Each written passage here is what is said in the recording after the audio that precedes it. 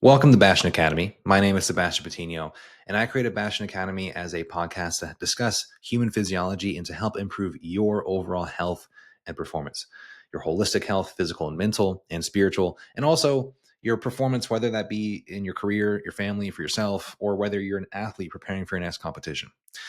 Today's discussion is going to be focusing on progress and achievement is making you stressed, making us stressed. There is a huge stigma nowadays, especially just in Western culture, that achievement, progressing, self improvement is always a good thing. And I have a little bit of pushback to that today because I think it can become a poison to us if we overdo it. If our entire identity is focused on performance, not actually living our lives, it creates this state of constant stress, anxiety, dread, burnout.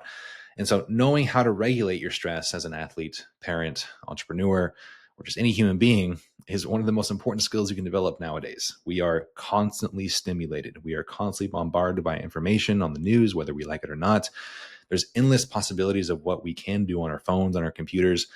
And, there's very little time for rest, right? When we used to just simply navigate the world or woods with the wind, stars, and the dirt, now we are pulling out our GPS and looking up and down 20 or 30 times just to figure out where we're going.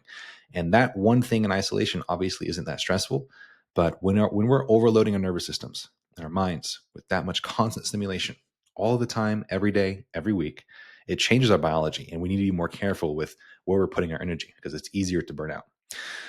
And most of us have hit some level of burnout before. A lot of you are probably familiar with that. You push really hard towards a certain goal, you're working really hard, things might be going really, really well. And then out of nowhere, you seemingly hit this wall where you have restlessness, anxiety, you have a sense of dread towards waking up the next day. You don't want to do it anymore. You kind of lose the meaning of like, why are you actually doing this? And feeling good feels like a distant emotion. You just turn neurotic, you become more negative. It's hard to find things you're grateful for. And I've fallen to that many times.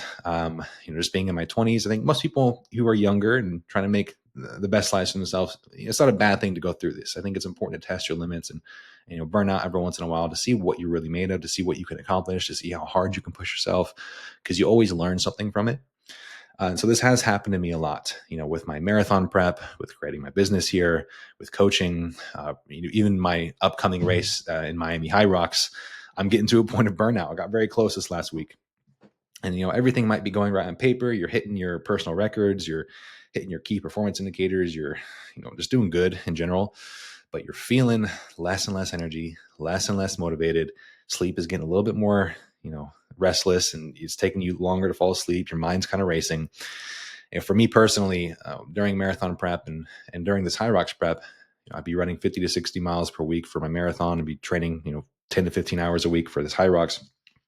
And during the peaking phase, especially, it gets really rough. You're pushing your body beyond what is normal and sustainable long term. And for me personally, my nervous system is the first to take a hit. My body produces a lot of stress. My cortisol's through the roof, my epinephrine and adrenaline through the roof. And some of the symptoms that I usually have are my eyes start to twitch pretty incessantly. I get really restless. I get kind of neurotic. It's kind of hard to stay positive. So, very small things irritate me. And I start dreading training and working. The things I once loved now become more feeling like a job that I have to get done. And I do push my limits too hard, too often. The good thing about this is I'm getting better at it every single time. I'm learning a lot about myself. I know how to sort of balance these things. I know that rest and play is definitely going to be a priority for me in the rest of my life. And I think achieving anything great or hard is always going to be met with friction and burnout at some point. And it's good to test yourself, but you've got to be willing to learn from it too. You can't just keep doing that. And so this is kind of the same pattern that I see in almost every driven person that I work with. I work with a lot of business owners. I work with athletes, marathoners, people training for High Rocks, or just people I talk to day to day. The people who can often push the hardest and grind through the most struggle the most to relax and really actually enjoy their lives. I think a lot of people who are extremely ambitious, who have the most following on social media or have the most amount of money or material wealth, often are the ones who plan for the future too often and struggle to live in the moment. And eventually you're going to get to a point where your body will schedule downtime for you, right? We're physiologically not meant to be on all of the time. We're not machines. It's not just about discipline. It comes back to your biology. what is your body actually capable of, and what does it need? Back centuries ago, we had hours in the day where we could just sit up, stare at the sky, stare at a tree, relax, and we didn't have to think necessarily. We didn't have to be productive all day. We could just be. And now that's very hard for most of us to do. And I don't want to give off the impression that stress is always the problem. Stress is actually a very good thing. Stress drives progress. It's the reason we get better. It's the reason we grow. It's just when we don't know how to shut it off, and where we're in this culture where we're really appraised and held on a pedestal when we're pushing ourselves really hard, it makes it hard to detach from achievement. It makes our lives feel like that's the only thing that's needed. I don't want to say achievement's bad. Achievement is absolutely necessary to grow and to progress yourself as a person, to feel like you're living a meaningful life. But again, when you can't shut it off, that's when the big problem is. And more than ever, we're getting to a point where many of us do not know how to shut it off because of our environment, because of the technology that we have, because of the instant gratification age that we're in.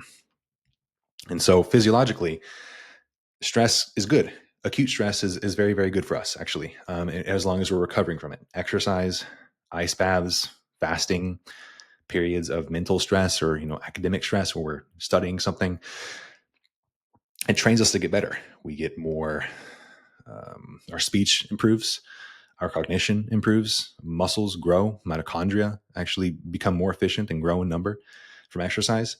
But when we can't shut off, when that's not balanced with rest, with the exercise, the training, the work, that turns into chronic stress when you can't shut it off.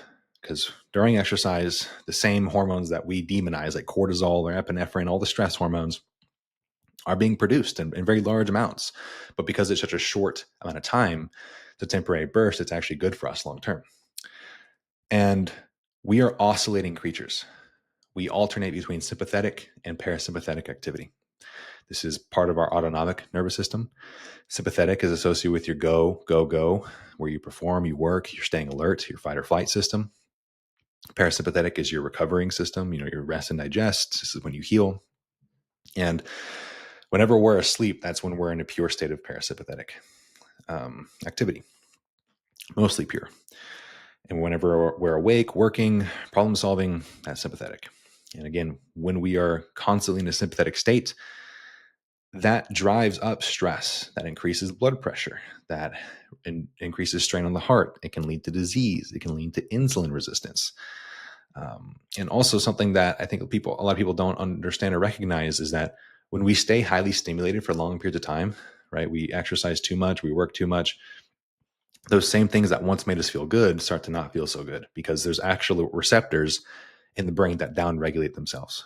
So receptors that respond to dopamine, as an example. If you come from a period of rest, right? You haven't done anything, you didn't even listen to music, you're coming from a walk of just pure silence, and you start working after that, you will feel almost immediately rewarded by that work. And you'll feel stimulated, you'll feel sharp because those receptors have had time to desensitize or to get sensitized to the feeling of work again.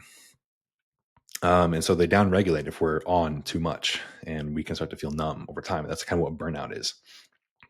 And so we're supposed to go back and forth a lot between these states of parasympathetic and sympathetic activity. But more than ever in our environment now, it's a very sympathetic dominant environment. We're constantly chasing the next thing. At least many of us are. And so where it breaks is, instead of oscillating back and forth, we get stuck in this constant on state. And that's where sleep gets worse.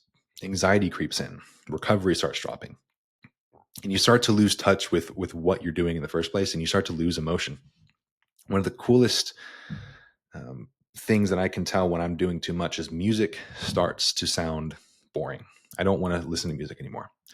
And I actually think that's pretty typical for most people. If you are a big music listener and you start noticing a lot of your old favorite songs don't sound as great, or you're just not even listening to music as much, it's a pretty good sign. Your nervous system, your mind has desensitized itself to any sort of stimulus, and you need rest.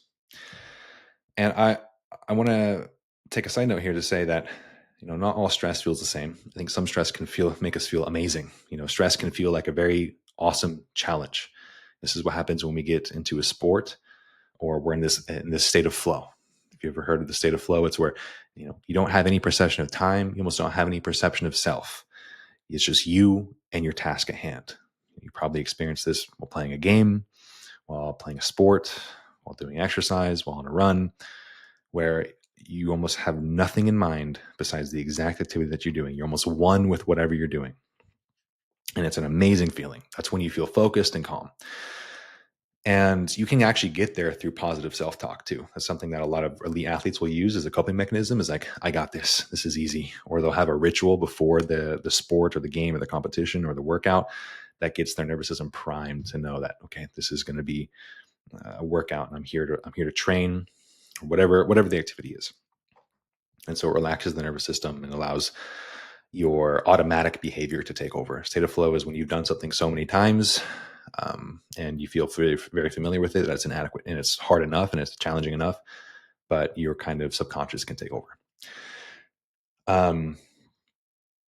And it can also start to feel like a threat. When you feel like there's something challenging that you feel like you don't have the resources to meet, a new workout as an example, when your mind's all over the place and you don't know how to do certain exercises or don't know how to do certain movement, you're kind of just like going back and forth. It's like, okay, I got to do this. I got to focus on this, this, and this. That same thing applies to life as well. Like when we're working really long hours, it feels threatening to us because we're like, we don't have the energy to meet the amount of hours we have to work. This doesn't feel good. And you can have the exact same situation between two different people. They're playing the same sport, the same game, they're working the same amount, but they might have a completely different response because one is more in a state of flow and the other one's more in a state of threat. And this also gets impaired when you're doing too much, because again, if you're doing too much and you're in that sympathetic state for too long, your receptors in your brain down-regulate and you become desensitized to the work that once made you feel good. And you don't feel as sharp. Your cognition isn't as good. Your ability to focus on the task at hand diminishes. And so everything starts to feel like pressure. There's a lot of athletes out there who will start to get this psychological dread or fear towards their workouts because they're not feeling recovered. That's actually what I'm going through right now this week. It's peak week for high rocks, and peak week, essentially for most sports, is the most amount of exercise you're going to do for your entire training block. You're essentially peaking and allowing your body to rest after that to have a super compensation effect, to have the highest amount of fitness that you've ever achieved during your training. And I'm getting to that point where every time I go into the gym or go into a workout, I have this sense of anxiety, like I'm scared to do it almost. My body feels like, okay, I have not been getting enough rest. And that's a great sign that you're not getting enough rest, is when you start doing the normal things that you typically do, but you feel threatened, you feel anxious to do them. That means you're not resting enough. And challenge feels threatening. And that state of flow, though, going back to the state of flow, can feel really addicting. Achieving things and doing hard things, it feels good. Like, it feels good. I know it feels good. The dopamine that you get from doing something hard and it works out is incredible. And if you don't know, actually, the same, exercise and doing hard things, doing hard tasks acts on the same dopaminergic system in your mind that drugs do. I'm not saying that drugs are just as addicting as exercise or doing hard stuff. Obviously not. The sharper the dopamine increase in a shorter period of time, the more addicting that substance or activity is. But that's what leads to exercise and hard work to actually becoming addictive for people. I'm addicted to exercise. I need it to regulate myself to feel good at this point.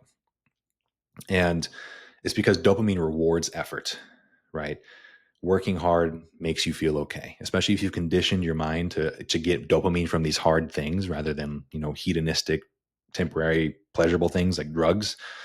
You'll start to you'll crave that hard work more than anything. And culture makes this really difficult because it reinforces it. You get appraised for doing hard stuff. You don't get appraised for having a relaxing Sunday or resting, right? When someone asks you what you're doing, what did you do today? You name off your achievements. You don't name that you rested. So even when you need rest and you've trained yourself that hard work is good, and you love your work and you love exercise, you still feel like you need to push, even when it's not the right thing to do for your body and mind at that moment. It's because it's very, very similar to an addiction. Very, very, very similar. I want to get that into your head. It's not always a good thing. Like, we need rest. We can't just push through. We can't have this David Goggins mindset all of the time. I used to hold David Goggins and that sort of mentality on a pedestal, right? Being a Navy SEAL, don't quit, carry the boats, carry the logs. It sounds silly, but a lot of people, really take that seriously and try to dig deeper than they should, when in reality, they just need to take a step away from whatever work they're doing. And a lot of people get stuck in this vicious cycle of working, either in their career or training for their sport. And it's because they've tied their entire identity to performance. This is probably one of the hardest things to undo, but also one of the most important things you should know about yourself if you are tied to performance, is where if you find yourself, you're getting almost all your gratification from one thing, from work, from exercise, anything, your identity is centered around that one thing. And so when you're not doing that one thing, you feel really off. Resting feels really wrong. And there's this great quote by Alan Watts. He says, "If we are unduly absorbed by improving our lives all of the time, we may forget altogether to actually live them." And it's true. Everyone lives on a spectrum of either hedonism, extreme hedonism. Hedonism is where you're very focused on the moment and temporary pleasure, or planning for the future. I'd say most billionaires, most really successful people fall in that extreme part of the spectrum where they are too worried about the future all of the time. They can't focus in the moment. And so I think most of us should be falling somewhere in the middle of that spectrum. And depending on what phase of life that you're in, for me, for example, I'm in my 20s. I want to be in the middle, but I should probably be a little bit closer to the side of planning for the future. And so that means living in the moment is less of a priority for me. But also, if you're in a position where your work is great, you're making good money, you have a good community around you, you have loving relationships, and you're still finding yourself on that side of the spectrum, and you're in your 40s or something, I would question that, because you're not going to have that much time to fix that. Because the more often that you act on that side of the spectrum, the more you make that your identity, and the harder it gets to undo it, because your brain wires and reinforces circuits to do with that behavior. And to undo those, you have to put in the repetitions of the opposite behavior, which is relaxing, resting, playing, not performing. And so how do you keep progressing without burning out? That's a big question. And it's not easy to do. It's not. It's something I'm working on right now. I've actually been having good success with it, and I have good success with it every time I put it into practice, but it's easy to let go of. But the answer is to have a dynamic identity. This is a huge topic of understanding. Most people don't understand this topic, and they need to. Stop having a identity that is so tunnel vision focused on one thing. Have a colorful identity. Have multiple hobbies. Have multiple things that you're interested in. Read books, play video games, be obsessed with sunsets, get into photography, get into art. Just do stuff that isn't tied to performance. Just learn to learn, just for you, just to be in that moment, to spend time, to pass the time. You have to use time where nothing is optimized. And this takes a lot of work. Initially, you're probably not going to want to feel like you want to do those things. And this is where you have to kind of dig into your childhood. What did you do as a kid that wasn't tied to performance that you actually genuinely enjoyed? That's a good place to start. Start trying to think about what you did and pick up those hobbies again and try them. Initially, you're not going to want to do them. They're not going to feel super enjoyable to you. But start 10 minutes in a day. Like I say with everything, small habits are key. If you don't have 10 minutes in your day, you have no control over your life. So start with 10 minutes per day. Pick up the video for 10 minutes, and it will slowly, gradually get better, because you'll start associating that 10 minutes of the time with relaxation and rest. And you actually start to crave that a bit more over time, because you realize that your system has been unbalanced and that you actually need that, and your performance actually gets better. Or just going on 10 to 20 minute walks of no stimulation, no stimulation walks. I love those. Anchor those into your day, morning, afternoon, evening. I do that every single day myself, where I try not to get on my phone, no music. I just look at the trees. I look at the ground. I listen to the gravel beneath my feet as often as I can. And that's a great reset for me every single day. And also, again, resensitizes your dopamine receptors in your brain to actually feel stimulated to your work, to music, to exercise. It's actually a very healthy practice. And so for athletes, this might look like something, go to the gym without tracking. Don't overthink food. Do something with no outcome expected, right? This is something that Chris Bumstead actually did. If you don't know Chris Bumstead, he's probably the best bodybuilder of our time. And he won the Mr. Olympia multiple years in a row. And after every time he won the Mr. Olympia, he sat on a couch, ate M&Ms, didn't track his workouts, didn't track his calories, didn't worry about what his coach was saying to him. And I really admired that. He shared that multiple times every year on his vlogs, that he just kind of disconnected. And I think that's one of the smartest things you can do. In order to achieve great things, you cannot be in that state of great achievement all the time. It's not possible biologically. We're not machines, we're human. We have to respect our biology. And I think the only reason that he was able to sustain that many years in a row of being Mr. Olympia is because he had that off time, that off-season time where he did not care, because he was then able to go all in when it really mattered. And so that brings me to live your life like an athlete. Periodize your life, have off seasons, not only into your week, but into your year, right? You're going to always have, 1 or 2 goals per year that you really want to strive for. And I think that's a good rule of thumb. You should only have 1 or 2 very hard pursuits at a time, because otherwise it's going to be very low quality. You cannot spread yourself thin. A dynamic identity only works if it's, again, only a few things, because if you spread yourself too thin, you can't really be great at anything. You're only going to be okay or average at most of them. And so periodize your life. Make sure you have a day in your week that you have no pressure. Saturdays are my day where I get to do anything I want. I don't have any pressure to do anything. If I don't even look at my phone one time, or if I don't even get to step outdoors, that's okay with me. I'm still working on that. It's very hard for me to just purely just rest like that. But the intention is there. And I think that's what matters. That's what a lot of people need to have in their lives, is a week, or even in their days, they have times and block periods where nothing is expected of them.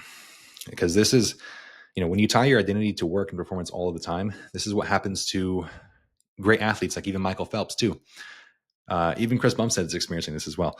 It's quite interesting, where after you compete and you dedicate your entire life to winning something, an Olympic athlete as an example, you get something called post-competition blues. So it's very well documented in any sport. It happens in bodybuilding quite often too, where you invest your entire purpose into this one event, competition.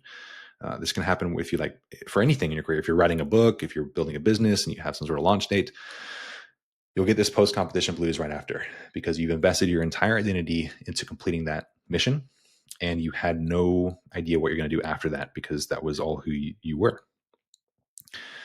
Michael Phelps came out pretty publicly saying he struggled with a big period of depression after retiring from the Olympics for that reason. And so again, I think something to learn from that is have something to look forward to after a huge event, even if the event is astronomically large for your life, like a huge checkpoint milestone. Make sure you have something scheduled for after that, a vacation, another event, have hobbies that you're looking forward to. Because otherwise you're going to fall into the slippery slope of depression, and then you're creating that same addiction loop of you achieve something so great, so hard, and then you come back right down. You experience that sharp dopamine decrease, and you come back in, okay, what's my next huge event? And so then we're constantly chasing the next thing. And that's not where happiness is found. Happiness is always found in the journey. And it's okay not to be happy, by the way. You can experience emotions. We're all human. We're not meant to be happy. It's not a lasting emotion. There's good things to be found in sadness and anger and jealousy, all these things. There's something to be learned in them. And it's okay to tell yourself to be okay and sit in those emotions. And so at the end of the day, 1 year of obsessive progress will never match up to 10 years of consistent progress of small compounding wins. As I tell myself and my clients, it's, heroic efforts do not matter. Running one marathon, running one 40-mile race does not matter. It's, did you show up for the years after that, getting 1% better every single day? There's a great quote by Chris Williamson in Modern Wisdom podcast. Talks about, your life is built on typical Tuesdays. What did you do on a typical Tuesday? Did you show up? Did you get some work done? Did you win? Did you rest? Did you get a little bit better? That's where life is made. Not these one-off occasions, not these heroic efforts, but small compounding wins.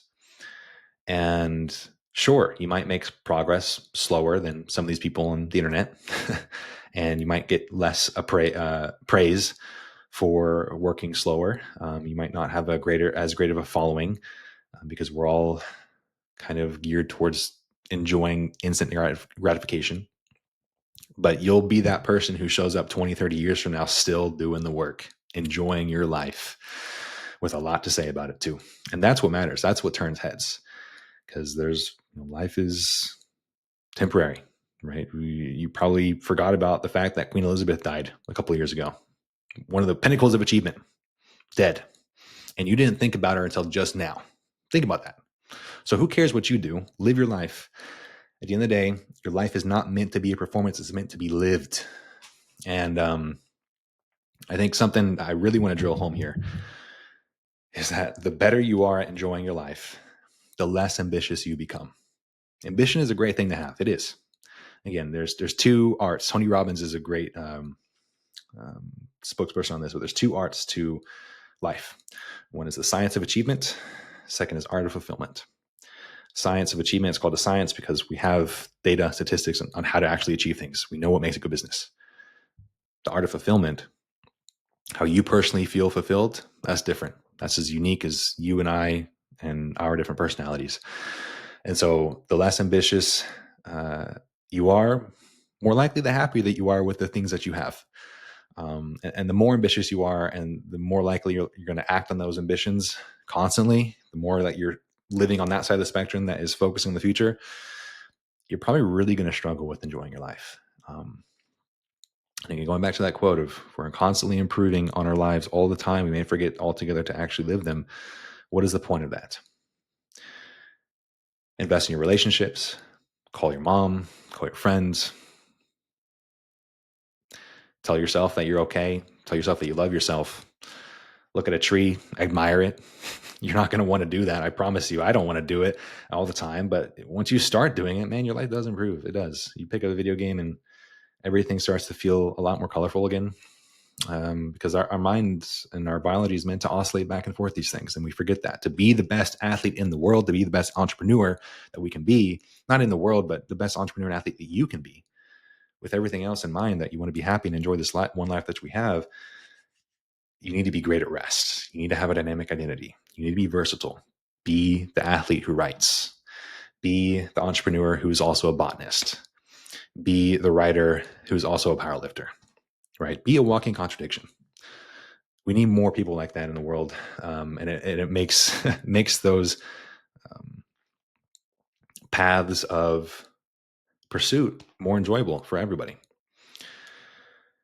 So thank you for listening. Please share this podcast with your friends and your family. It's really going to help me out. I'll still be dropping these every 1 or 2 times per week is the goal. And we'll discuss something probably more scientific or, concrete next time in terms about physiology, how to program workouts, how to peak for competition. But hope you really enjoyed this one. I think this is something that a lot of people need to hear more of in the world. Personally, I need to hear it more myself because I struggle with it a lot, to put a lot of my identity into performance. And it's very hard to live that way. It is. We're too hard on ourselves a lot of the time. A lot of people, a lot of people who already work hard tend to take the advice of work hard too much. The people who don't need to hear the advice take the advice more than those who actually need to hear it. So something to keep in mind. Have a great week, and thank you.